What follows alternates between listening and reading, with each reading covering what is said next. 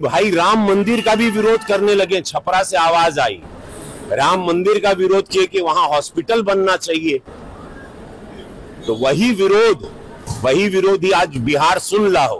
भाई मैं धर्म के विरोध में कभी नहीं रहा और मैं धर्म के विरोध में नहीं, आज भी नहीं हूं। लेकिन लोग जो धर्म के नाम पे वोट मांगते हैं, जो धर्म के नाम पे लोगों को भड़काते हैं, मैं उनका विरोधी हूं। भोजपुरी सिनेमा को भोजपुरी में काम करके हिंदुत्व का नाम लेके सब कुछ किए, कमाए, खाए। आज भोजपुरी इंडस्ट्री बंद हो गया। आप सिर्फ मंदिर मस्जिद बनाकर लोगों को कितना रोजगार दोगे? आप श्रद्धा दिल में होता है किसी भगवान के लिए, मंदिर में भगवान नहीं होता है, हमारे दिल में होता है, उत्पन्न होता है, तब हम मंदिर जाते हैं। मेरा विषय वो है। भगवान कृष्ण ने जब कहा, युद्ध चल रहा था महाभारत का, ये प्रकरण पूरे विश्व के सनातनियों को याद है और पूरा बिहारो सुन ले। जब युद्ध चला तो अर्जुन कहा कि ये भगवान सामने भाई है, चाचा है, परदादा है, काका बा, छोट भाई बा, वो पटीदार है, क्या करे? तो भगवान कृष्ण क्या कहे? जब पटीदार, चाचा, काका, भाई, बहन जो भी तुम्हारे समक्ष है युद्ध में, वो अधर्मी हो गया, वो सनातन के खिलाफ हो गया, वो स्वार्थ में चला गया, तब चूको मत, बाण चलेगा। जैसे ही विरोधियों की आवाज जो हुई आज निकल गई कि भाई राम मंदिर का भी विरोध करने लगे। छपरा से आवाज आई, राम मंदिर का विरोध किए कि वहां हॉस्पिटल बनना चाहिए। तो वही विरोधी आज बिहार सुन ला हो। समस्त बिहार से कहते कि मां सीता के मंदिर का भी विरोध हो रहा है। यही विरोध, यही पार्टी, यही विरोधी चेहरे यूपी में भी किए, लेकिन मोदी जी, योगी जी कड़क वहां खड़े रहे। पूरा सनातन धर्म खड़ा रहा। माननीय सुप्रीम कोर्ट ने सब कुछ पक्ष को देखा और वहां भव्य मंदिर 500 साल बाद बना। अब मां जानकी का मंदिर भव्य बनने जा रहा है। ये विरोधी यहां भी मुंह उठा रहे हैं, जितने एनडीए के विरोधी हैं। तो मैं आप लोगों को सचेत कर देना चाहता हूं, इन लोगों की जमानत जब्त कर देना। जहां सनातन के विरोध में कोनो बात भई, जहां हिंदू विरोधी, हमारी आस्था हमारी मां है, मां जानकी मां है। आप मां राम मंदिर के लिए आप कह रहे हैं, वो आवाज अब मंदिर बन गई बा तो कहता कि वहां हॉस्पिटल बनता तो वहां लोग इलाज कराते हर समुदाय के लिए। ये बात कर रहे हैं और मतलब उससे पता चलता है ये लोग क्या थे पहले। भोजपुरी सिनेमा को भोजपुरी में काम करके हिंदुत्व का नाम लेके सब कुछ किए, कमाए, खाए। आज भोजपुरी इंडस्ट्री बंद हो गया।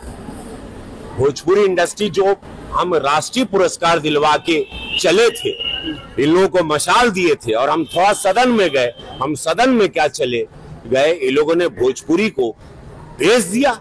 इन लोगों से पूछना चाहिए भोजपुरी इंडस्ट्री क्यों बंद हो गई, क्यों काम बंद हो गया? कि जहां मेरी फिल्में उसी छपरा या पूरे बिहार में सिल्वर जुबली होती थी, वहां आज एक दर्शक नहीं है। उसका कारण कौन है? किसने भोजपुरी को बदनाम किया? किसने भोजपुरी की ये हालत की? किसने जो किया? तो आज वो लोग जवाब दें कि वो इंडस्ट्री पे ताला लगा के आप कोई और कुछ उम्मीदें देंगे। ये छूट पर जहां पर एक जंगल राज था, उस दल के साथ जहां सनातनी विरोधी आवाजें निकलने लगी, राम मंदिर के खिलाफ आप लोग आवाज निकल रहे हैं, मां जानकी के मंदिर जो बनने जा रहा है उसके विरोध में आप लोगों की आवाजें निकल रही। इससे ये पता चलता है आपकी विचारधारा क्या है। भाई मैं धर्म के विरोध में कभी नहीं रहा और मैं धर्म के विरोध में नहीं, आज भी नहीं हूं। लेकिन लोग जो धर्म के नाम पे वोट मांगते हैं, जो धर्म के नाम पे लोगों को भड़काते हैं, मैं उनका विरोधी हूं।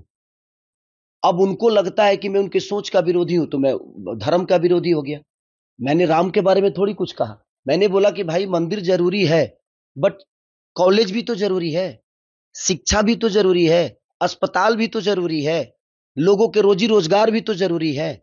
आप सिर्फ मंदिर मस्जिद बनाकर लोगों को कितना रोजगार दोगे? आप श्रद्धा दिल में होता है किसी भगवान के लिए, मंदिर में भगवान नहीं होता है, हमारे दिल में होता है, उत्पन्न होता है, तब हम मंदिर जाते हैं।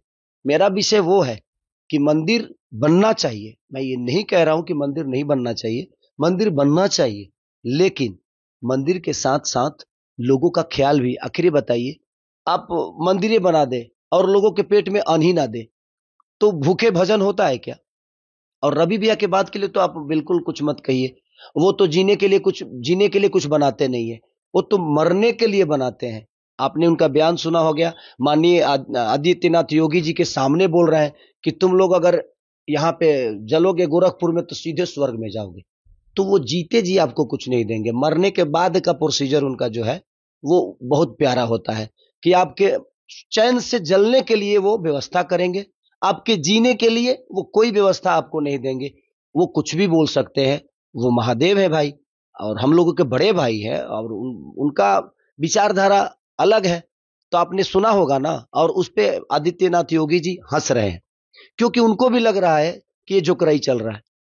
कौन आदमी बताइए मरने के बाद ये सोचता है कि मैं जलूंगा तो गोरखपुर में जलूंगा तो स्वर्ग बन जाऊंगा?